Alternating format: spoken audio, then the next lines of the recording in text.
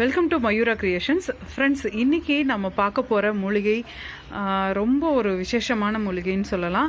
இந்த மூலிகை பற்றி பெரும்பாலானவங்களுக்கு தெரிஞ்சிருக்க வாய்ப்பு இல்லைங்க.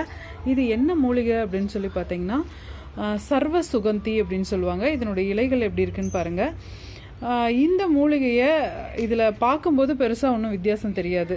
இதே என்னுடைய இலையை நீங்கள் பிச்சு ஸ்மெல் பண்ணி பார்த்தீங்க அப்படின்னா இதில் பட்டை, கிராம்பு, சோம்பு நம்ம யூஸ் பண்ணுவோம் இல்லைங்களா சமையலுக்கு, அதனுடைய வாசனை இந்த இலைகளில் அவ்வளோ நிறையா இருக்கும். ஒரு அரை இலை பிச்சு நீங்கள் ஸ்மெல் பண்ணிங்கனாவே நல்ல கமகமன் வாசனை இருக்கும். இது ஒரு மவுத் ஃப்ரெஷ்னராகவும் நம்ம யூஸ் பண்ணலாம். கொஞ்சம் வாயில் நமக்கு ஒரு சில நேரங்களில் கொஞ்சம் வித்தியாசமாக இருக்கும்போது இந்த இலைகளை போட்டு மென்னோம் அப்படின்னு சொன்னால் ரொம்ப ஃப்ரெஷ்ஷாக இருக்கும். அதோடு பார்த்திங்கன்னா அல்சர் இருக்கிறவங்க இந்த இலைகளை மென்று அந்த சாரை உள்ளுக்கு முழுங்கும்போது அந்த அல்சர் சரியாகுது அப்படின்னு சொல்கிறாங்க. நார்மலாக நம்ம நான்வெஜ் எல்லாம் செய்யும்போது பட்டை, சோம்பு போட்டு தான் நம்ம செய்வோம். அது ஒரு சிலருக்கு அலர்ஜி ஆகும். அல்சர் இருக்கவங்களுக்குலாம் அந்த காரம் ஒத்துக்காது. அந்த மாதிரி இருக்கிறவங்க இந்த இலைகளையே நம்ம பிச்சு ஒரு 4-5 இலைகளை போட்டு தாளித்து விட்டு செஞ்சோம் அப்படின்னா அந்த பட்டை, சோம்புல இருக்கக்கூடிய வாசனை நமக்கு இந்த இலைகளில் கிடச்சிரும். அவ்வளோ நிறைய காரம் நம்ம உடம்புக்கு ஒத்துக்காதவங்களுக்கு அந்த காரம் இதிலேருந்து சேராது. அதனால் இந்த மூலிகையை பற்றி நிறைய பேருக்கு தெரிஞ்சிருக்காது.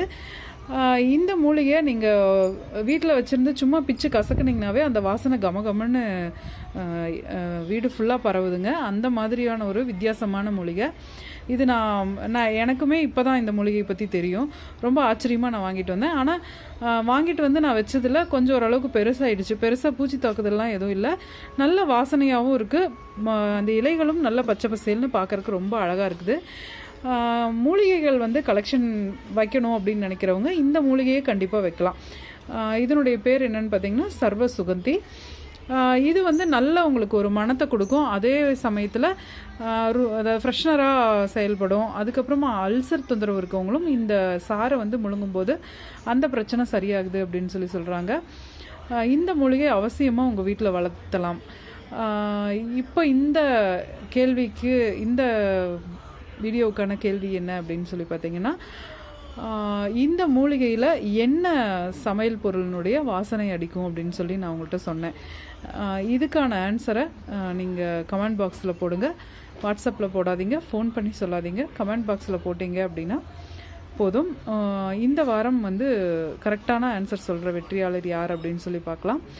இந்த மூலிகை நீங்கள் அவசியம் உங்கள் வீட்டில் வளர்க்கணும். இது போல் பயனுள்ள தகவல்களுக்கு நம்ம சேனலை சப்ஸ்கிரைப் பண்ணுங்கள், லைக் பண்ணுங்கள், ஷேர் பண்ணுங்கள். தேங்க்யூ.